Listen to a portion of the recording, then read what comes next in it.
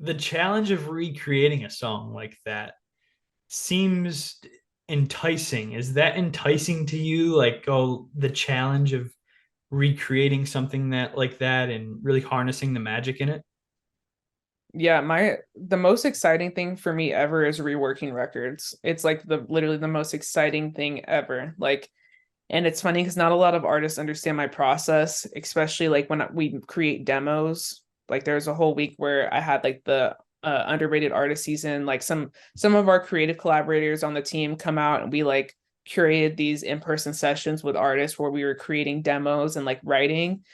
And a lot of the artists and collaborators were like, oh, I don't really, the instrumental this and the instrumental that. I'm like, all we need is the writing, y'all. I don't think y'all understand. After this is done, I'm going to take this. It's not going to sound anything near what we just created. Cause like, that's the beauty of it. It's like being able to create whatever type of world you want. Like, I have so many different versions of my songs that are out right now that literally, I've like some of the songs that are out right now, they're like pop songs or alternative hip hop vibes. I have like rock versions, I have acoustic versions, I have, R&B versions. And it's like my favorite part of records is being able to rework them and hear them from all different perspectives.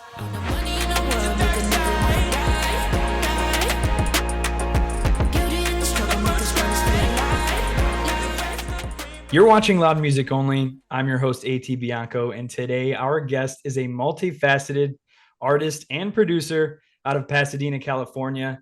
You might have seen her on TikTok, and you might have even seen her helping out artists under her underrated artist season label, the very talented Amber Ryann. Amber, thanks for your time today. I really appreciate it. Of course, thank you for having me. Yeah, no problem. First, I like to start kind of every interview just to kind of see how you're doing. What's life like for you? What are you busy with? Things have been, like I said, pretty chaotic for the most part. I'm doing well. I'm just, building my, foundation and business as an independent artist from the ground up while also like, spearheading the label Underrated Artist Season, amplifying the voices of other artists. So every day is different. Every day I'm wearing different hats, by the blocks of hours, one for multiple hours I might be like working on a session, writing music for myself, writing music for other artists, and then the next minute I'm like sending out emails and like strategizing, rollouts or what we're going to be doing for the next couple of months, taking meetings all day, whatever else it is. So other than that, it's been great. That's the biggest part about you that is so impressive to me is are the many hats that you wear. Whether it's helping out other artists, writing for other artists, writing for yourself, making your own music, acting as a label head and manager. Talk about what it's like balancing all that stuff and how you kind of protect your energy through all that. Um, yeah, that's something that I'm constantly still trying to learn is in terms of like protecting my energy and the balance. I feel like that's a constant, like that's like a part of the journey, and I feel like that never stops within itself. Luckily I enjoy all these things. It's at first I kind of took on all these roles out of circumstance of like not having the resource. It's like, okay, now I got to step into the A&R position. Now I got to step into the producer role. Now I have to step into this, whatever else it is. And now I've just really come to enjoy like being able to manage all these things. That might also have to do with me being a control freak. I'm not too sure, but either way, it's been paying off. But in terms of like executing, like finding that balance, I still, just to be transparent, definitely haven't found it quite yet. Well, I appreciate the fact that you're so like honest about it. And you do a really good job of making your busy schedule into some content for your TikTok, Instagram audience. I know you're a big Twitch streamer, right? As well, right? Um, Yeah. what is it like kind of planning out a content schedule along with other artists doing the same? You know, you're kind of guiding them through that process. And you said you love it. What's that been like for you? Well, I just try to lead with this idea of, at least for my personal brand, and I know, every artist is very different. So I try to like lend to that. I feel like a lot of artists in particular are very like aesthetic forward with content. We really want to show like our cool side, what like we want to show ourselves as an artist and an artist light.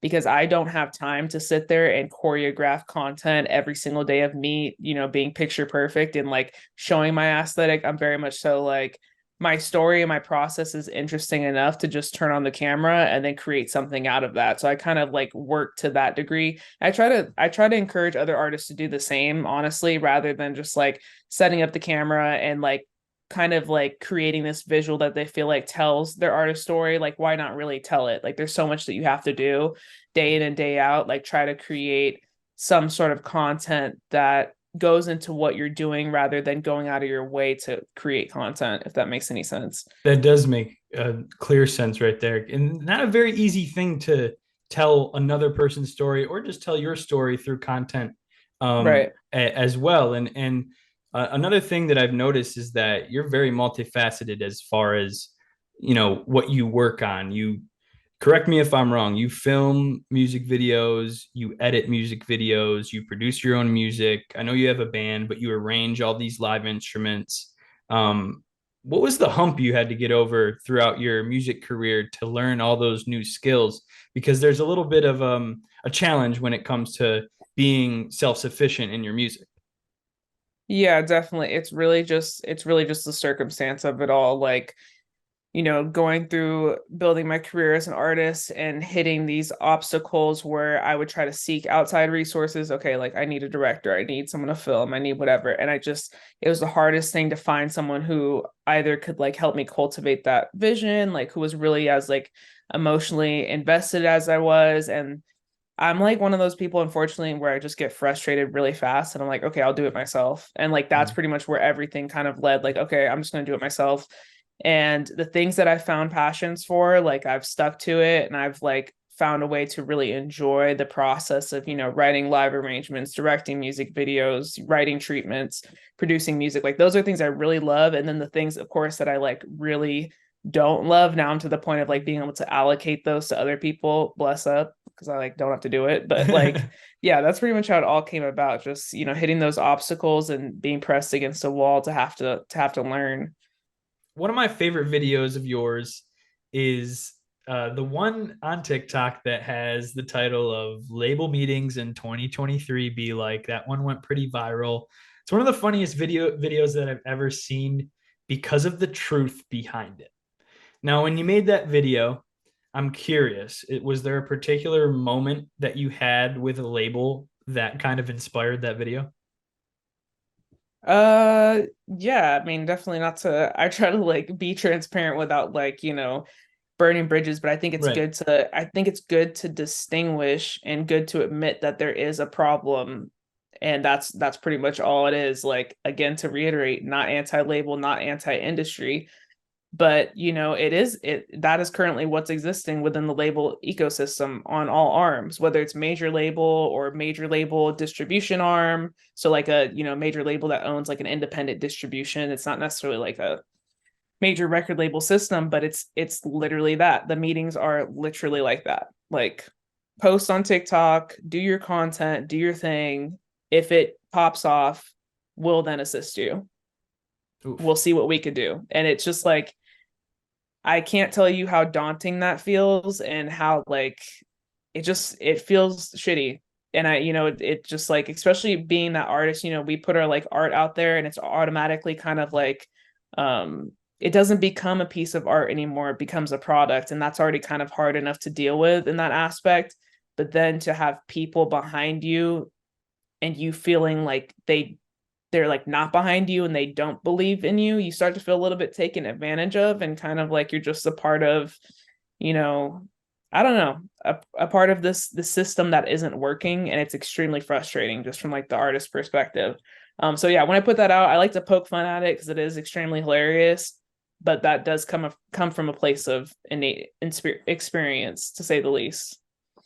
And it could almost kind of feel like, hey, did you even listen to the song when I played it for you? Like, do we even Yeah, listen to the way music makes us feel anymore?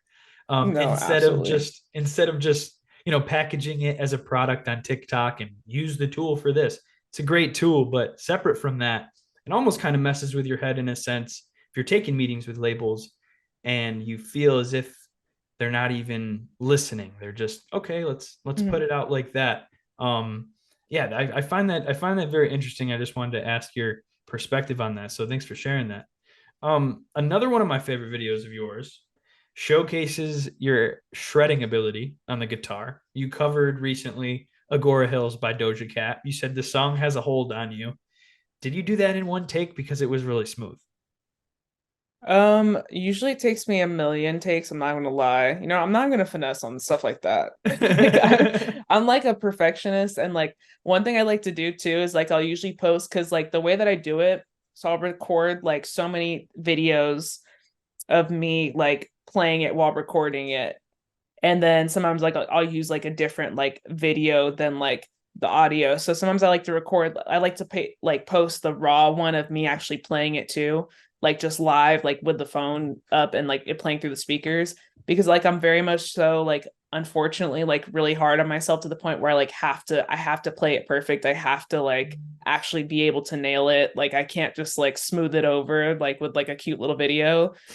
But no, it'd be taking me a long time. That one didn't take me as long as like some of the other ones, but yeah, I it does take me a couple hours sometimes. Now I'm not able to shred like you on the guitar, or really play many, I don't think any instruments now that I used to sing. But making content is funny if you think about it. You're in your room or your studio and you have your little ring light or your camera set up, or sometimes you're filming on your phone, and it's a very private thing in a sense. I know for me personally, when I make content, I need to lock my door. I need to be it all to myself Yeah, because it's strange. Like if someone put a camera on me making videos, or say you making videos, like it'd be weird. They'd really learn who I really am, and like it's just kind of an uncomfortable feeling because whether we're reacting to music or you're doing a take over and over again, and in between you're like, fuck, I messed up. You know what I mean? So, exactly. so how do you kind of harness the motivation and energy and hyper focus on filming content? You broke it down a little before, but do you have a particular schedule where you just pump out a bunch of content in one day and backlog it? What's that like for you? I'm definitely trying to get more so in like a more organized like flow of doing content. But I feel like because I've made this shift of like yeah, sometimes I'll make the funny skit videos, but like I'm gonna be so honest, those literally make me laugh. So somehow it serves me and I feel like I'm like doing something that's gonna reward me. And at the end of the day, like sometimes I do things just to make myself laugh, which is cool.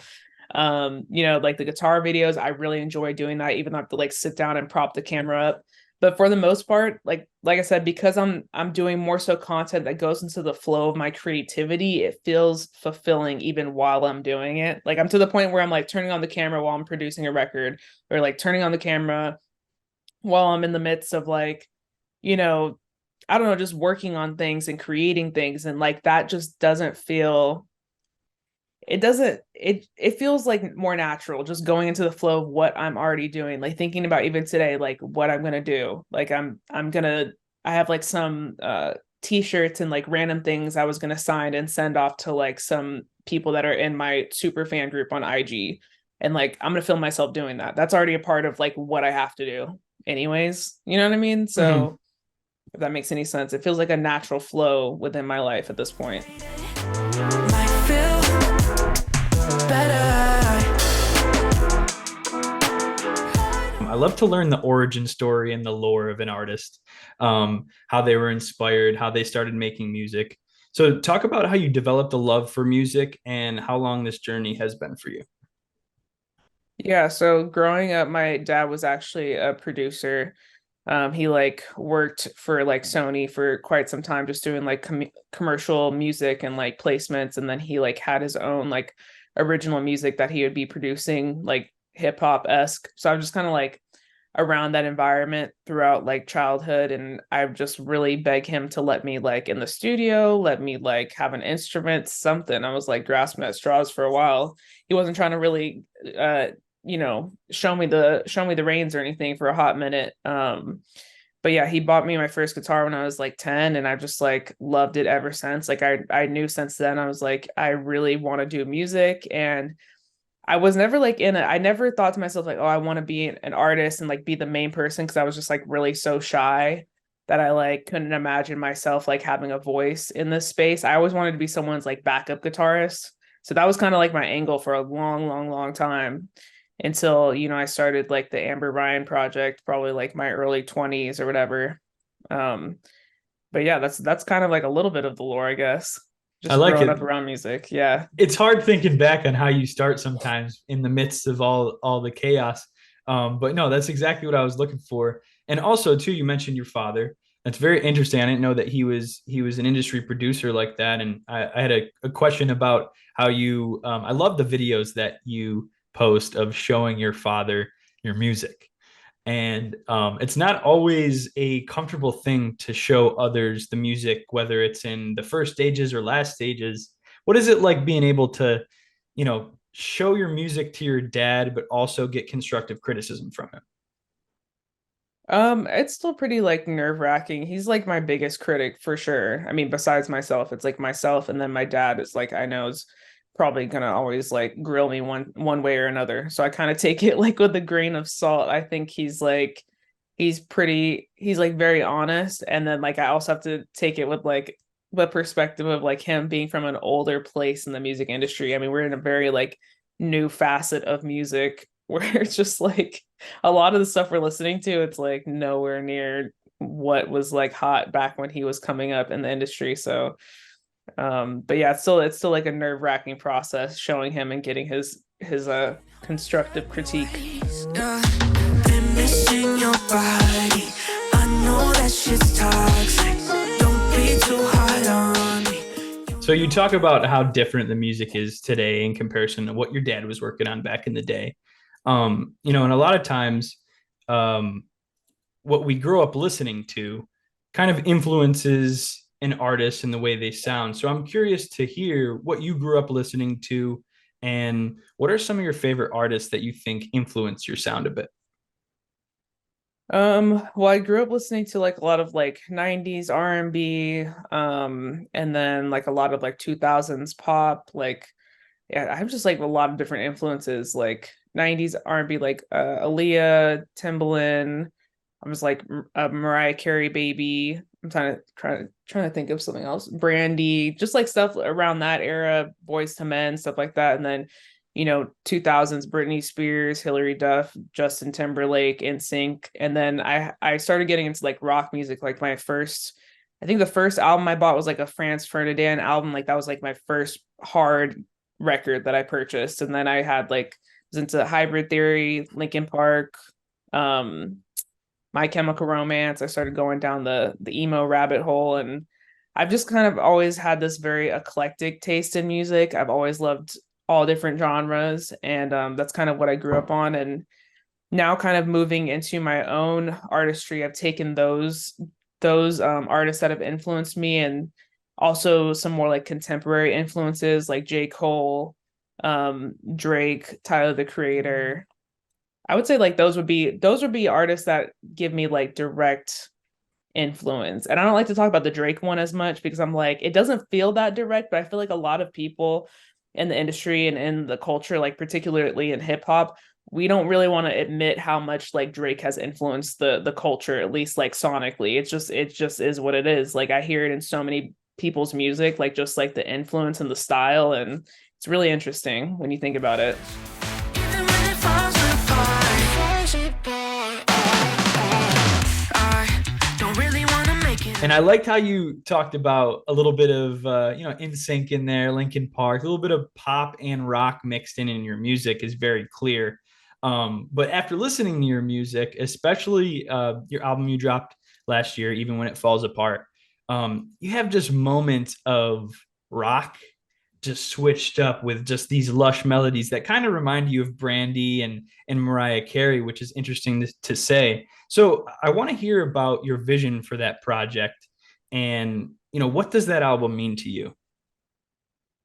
Um, well, that vision for like my vision for that project in particular was me kind of telling the story of like where I was at like a particular moment in my life. It was like now it feels like kind of a blur, I'm not gonna lie, but it was like throughout, the pandemic, and then like I found out that like my mom basically got diagnosed with cancer, and there was just like this sort of like loss of balance in my life that I'd never really experienced before. I feel like that was the most tribulation I've ever kind of experienced. And I've never come to a point in my life where I was just so unsure about like myself and like what I was doing and like questioning my purpose and having to kind of learn how to like live and exist in the moment and finding meaning to my life outside of my music. So it was just like it was like an exploration album for me. And like at the end of the day, like I remember I wanted to put out an album and my team is like, because it's not the album era, no one's trying to put out albums. So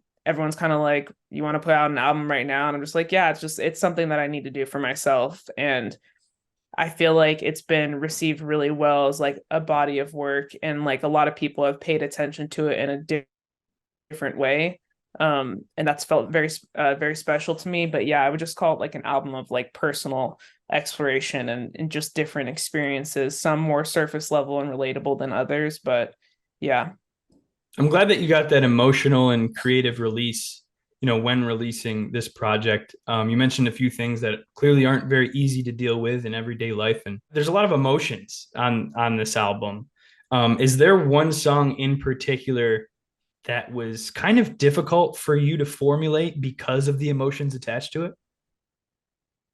I would say probably like there's like two. There's High Hopes for sure. And then there was Barely Acquainted, which I feel like is like one of the most underrated slappers on that album because I just like talk about kind of this weird like distance of like growing apart from friends and like I don't know, it's just weird to me because I just used to have like a lot of homies coming up and like feels like we grew distant and then it's weird to have them come back in your life and it's like you're strangers now, like you're barely acquainted and used to be really, really close to this person that like grew grew up with you and was there for you during like the most pivotal moments in like your life. And it's just weird how life takes its course in that way.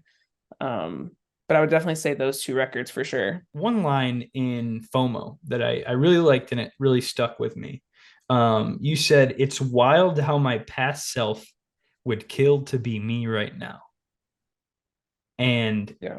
that line stood out to me because that's a particular thing that I think about. A lot of times we're in the midst of chaos and, chasing our next achievement, but we're never really that good at going back and looking at where we were 5 to 7 years ago. Talk about that journey for you on how you've become more comfortable in your own skin and being able to get where you want to get as far as reaching your full potential.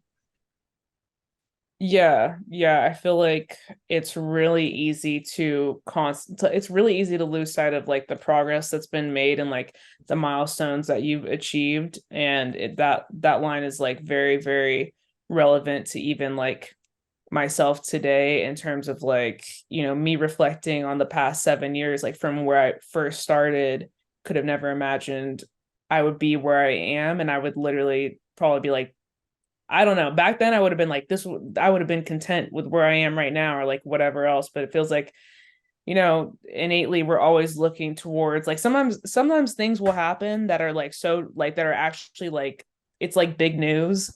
And then in my mind, I'm kind of brushing it off. Like I'm kind of, I don't know. It's like I'm kind of brushing off like the wins that I'm having because I'm already looking towards the future at like, oh, there's something bigger. There's something bigger. And like all these things are like accumulating that are like, super sick, but I'm kind of like invalidating almost like my own hard work and wins and milestones. And yeah, it's just like it's an interesting thing to have. I wouldn't say I'm like all the way still like comfortable in my skin. I'm still like every day learning how to like embrace the journey. Like today when I was grabbing a cup of coffee from my coffee shop, I was just like having to talk to myself about like the glass, being half empty, half full kind of perspective because I'm going through it again. It's just natural. Like it's literally just natural. I don't think anyone's ever wholeheartedly satisfied.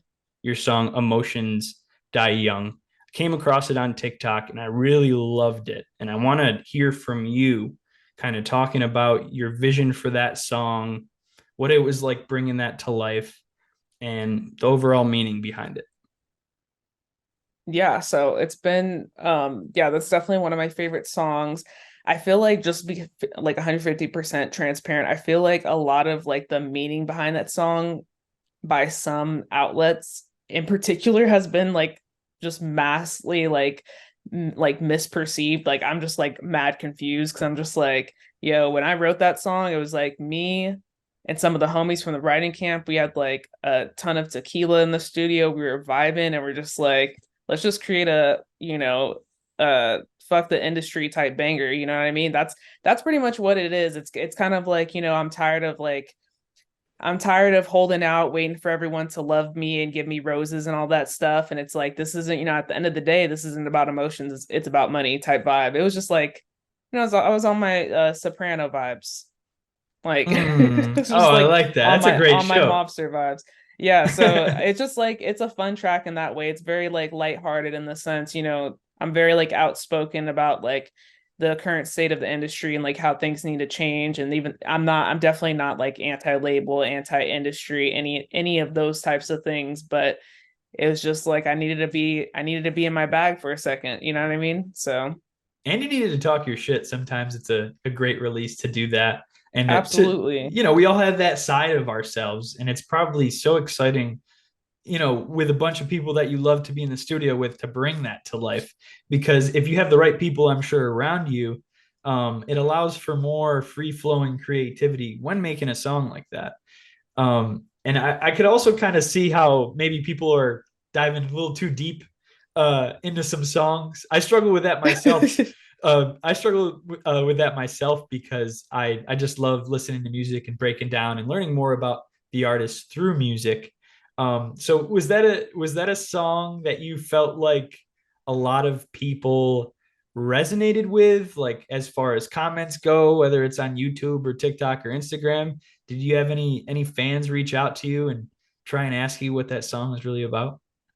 Yeah, I felt like the fans got what it was about. That's why I was so confused. I was like, I read a couple write-ups about it. I was like, what is going on? Like it's definitely not a relationship track. It's not, I've written songs about trauma and, mental health and like my tribulations in that regard. But I was like, this is the one time I'm like coming out of my sad and I'm in my bag. So like I'd appreciate if everyone like recognized that a little bit. But no, it's totally cool. That's like my fans definitely know what's up with that record, and I actually performed that at like the last underrated artist season show, and like the energy was crazy for that song. So I think we're all on the same page internally.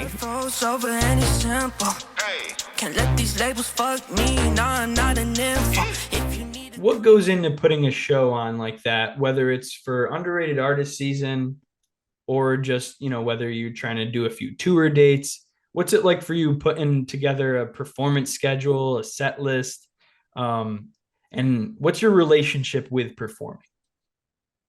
Yeah, so I haven't put together anything crazy like a tour, circuit or anything, at least not as of right now. The thing with me being an artist though, it's like, we're very much in this digital era. Like I am a master finesser, just like I want to get in where I fit in type vibe, but in the same regard, I got into being an artist because I love to perform. Like I love shows, I love playing guitar, like I want to be on tour. Like period. I'm like the type of person who has that mentality of like, I want to be on tour, whether I'm in a van eating ramen, like I don't really care. Like that's my mentality.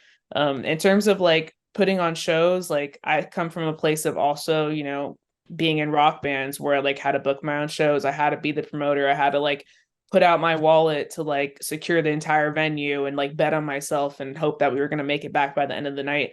And the underrated artist season show is literally just another revision of that. Just like it's come to a different fruition. I'm at a different point in my career. It's kind of weird because it feels like a little bit of deja vu from like my early like 20s when I was in bands, kind of finessing venues and running around here and booking acts here. And I'm just like using all those tools once again to then apply that to this business model. And it's been very, very helpful. So yeah, just to reiterate, usually I'll, have to reach out to the venue, have to book that, get that deal situated. Then I'll have to book artists that I've like actually done research on. Like I know there's a lot of venues and promoters in LA that are like, I don't have to do research because I just do a pre-sale and then they're gonna pay me money regardless. Like, no, I want my shows to be a vibe. I don't really care about the money as much as I care about people showing up and like really giving a shit. So I need to make sure that I'm booking artists that have people that give a shit about them. So I'll usually go out to see their shows, or like I'll be watching them online for a while, and then yeah, I'll have to secure that, and then I'll have to get my own set together. So I'm usually a ball of stress. It's really interesting. Well, you seem to be very calm through it all. I know we're in an interview right now, and but like you seem very poised under pressure, which is a very good characteristic that I'm sure has taken you far. So I'm just curious, how long have you been working on Underrated Artist Season? So underrated artist season has been a thing for like a year and a year and a half.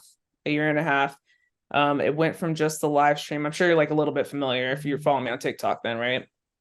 Yeah, I went from the live stream of me just like reviewing music. And then I had this idea. Well, my manager actually had this idea. I'll give him his flowers since he's not known as a creative guy. But like he told me, he's like, hey, what would you think about, throwing a mixtape, like distributing like a big body of work from the artists you've discovered, but like mixtape style. So like reaching out to them and being like, hey, do you have any cool songs you want to distribute through underrated artist season? And then that kind of got my head spinning about creating a label a whole year ago. And then I've always wanted to get back into booking like live shows, and then we started doing that back in April. That's when I started the first live show series. So but yeah, it's been a year and a half and it just kind of exploded. So yeah. So in helping artists, I'm curious to get your opinion on this because I saw something that you posted. I think it was Instagram a week or two ago, and it was like a story. And you said to any artists that I've reached out to, if you haven't jumped on this opportunity, I'm kind of going to move on to the next person because if you're not willing to do the work and have the vision behind your music, I can't have that for you. Along the lines of that, I don't want to put words in your mouth, but that's kind of Yeah. what I got it from.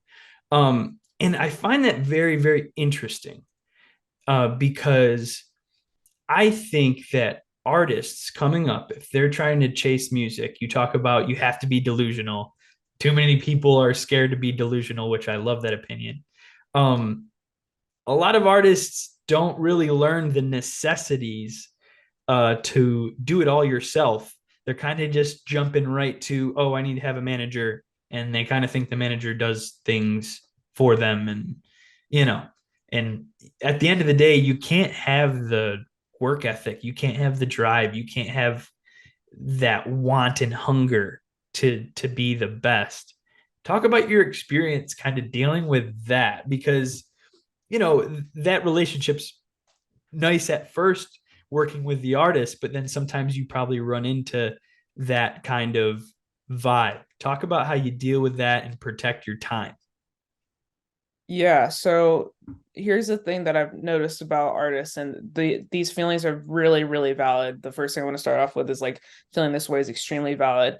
I mean, a lot of artists that are like, why, the music industry isn't the same. Now you have to worry about posting content and managing this yourself, and it's just about more than the music, and I have to brand myself, and I don't care about anything but the art. And like that's so respectable. Like I completely get that.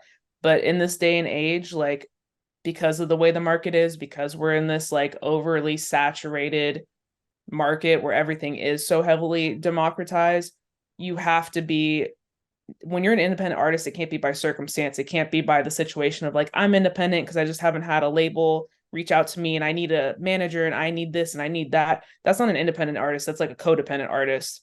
So like I really need to like find artists that have independent mindsets. Like that's my determination, because just coming from the business perspective of things, even as an artist myself, like I'm all about the art. Trust me. Like I'd be crying at night thinking about the content. Like I don't want to do it. Just being honest. Like, but I understand what it takes to have to put yourself in that position. And unfortunately, I need to align myself with other artists that understand what it takes to put yourself in that position. And that's just what it is at the end of the day. If you're not gonna if you're not going to show up with materials when I'm really when I'm willing to like produce, mix, master, record, lend all of my resources to you like for nothing, then I definitely can't build motivation for you. Like I can't force you to show up for yourself. And that's like a big indicator of like this person isn't ready. I gotta skedaddle. You know what I mean? Because I don't want to be dealing with that. Like any artist with those particular mindsets. Although I respect all artists and like where they are at their career, and it sometimes just takes because another thing too, if you're not learning those like steps by yourself and going through those motions by yourself, hitting those walls, like kind of like those circumstantial moments where you have to learn how to do things yourself, then even if I were to do it all for you, that's not going to help you in the long run, you know? She gon' smoke my blunt like I got her in rotation. So you're very vocal on social media when it comes to ways that independent artists can monetize their music. Much of your music has been synced in some popular TV shows. Walk me through the way in which you've gotten your music synced and what that process is like for you. Is there a particular show that you were stoked to have your music in? Yeah, so I'm very first and foremost very grateful that my music has performed well in the sync world, because that's definitely not a case for everybody. It's actually a rare case as to where original music has a place in the sync world, especially as consistently as my catalog has. So that's the first thing I will say that's completely changed my career as an artist and has made me very sustainable. But you know, it's just a matter of releasing a lot of quality music, a lot of consistent like catalog.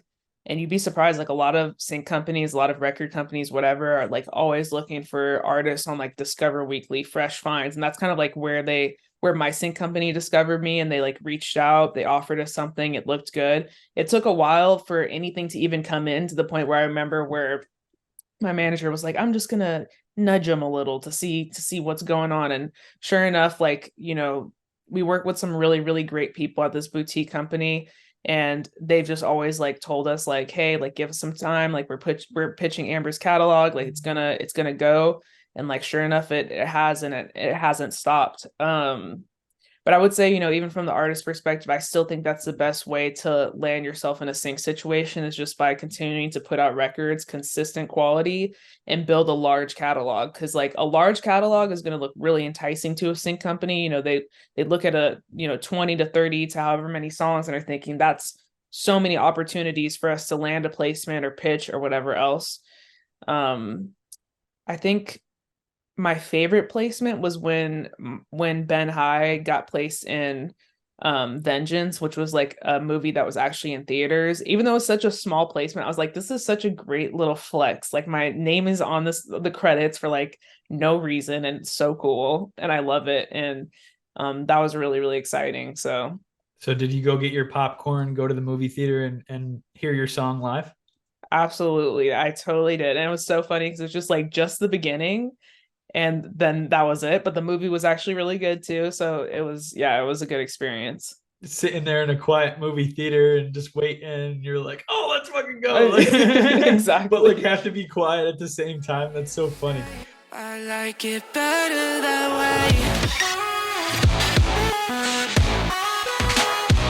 What are some life goals that you'd like to accomplish within the next year? Are you a person who plans like short-term goals, long-term goals?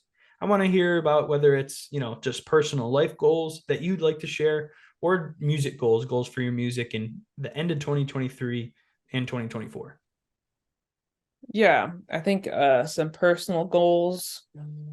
I don't know. I feel like I have mainly like music goals right now. I feel like I'm fulfilling a lot of my personal goals in terms of just like working on myself, and yeah, just going through the journey of, you know, finding balance, you know, nurturing like my mental health, like trying to prioritize that. Like a lot of those things I am really fulfilling for myself. Like I feel like we neglect our mental health in this industry, and like don't take accountability for like certain like behaviors. And you know, even being like a boss, like having to now step into this role of being a boss, I'm having to work through just like being transparent. And I really don't mind being transparent in this way, but having to work through, you know, the feelings of like not being liked by everyone and not having and learning how to not react with emotions. Like you're just in this different place where you have a different role and people expect a lot of things out of you. Some things that like the expectations are wild. You just don't have the emotional capacity for. So I've been, on this personal journey of like personal growth that I feel like I'm already embarking on.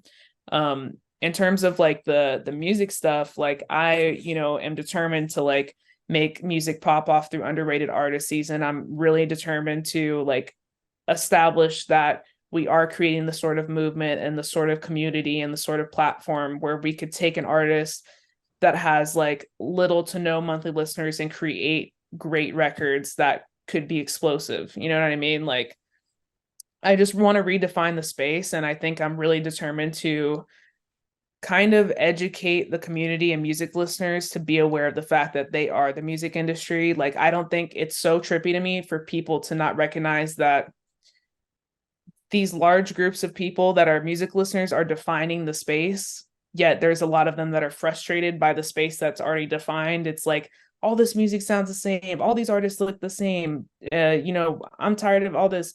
Well, like you guys are creating it. So like whatever you support, whatever you stream, whatever you amplify, whatever you share with a friend, whatever you buy and invest in, that's the culture you're creating. So I guess like that's my position in letting them know like we can change whatever you want to change. But that starts with you guys. I love that. That kind of reminds me of one of your videos. It was like someone made a video. It was like uh, producers these days don't produce music or whatever, and then you like it cut to you, and you're like, hold up, and then you kind of broke down like I don't know different ways that you could produce music and stuff. I loved that because it was you weren't being mean or anything. It was just no, actually, it's like this, and I love to hear from you. That's a very interesting perspective on the oversaturation of the music space, but also how the consumer is ruling the space. And Mm-hmm. sometimes that can help out an artist. Sometimes that could help out the wrong artist, which we've seen time and time again. And it's just a very, very interesting perspective, especially coming from you, an artist, a label manager. So I wanted to hear that as a fan, and thank you so much for your time today. I really appreciate it. It was very interesting and fascinating talking with you. Of course. Thank you so much for having me. So, to everyone at home, you can catch all of Amber Ryan's music, whether it's on TikTok, YouTube, Tidal, Spotify, Apple Music, anywhere. Her music videos are awesome. You got plenty of content to filter through. This has been our interview with Amber Ryann. I'm your host, A.T Bianco, and you're watching Loud Music Only. Thanks for watching.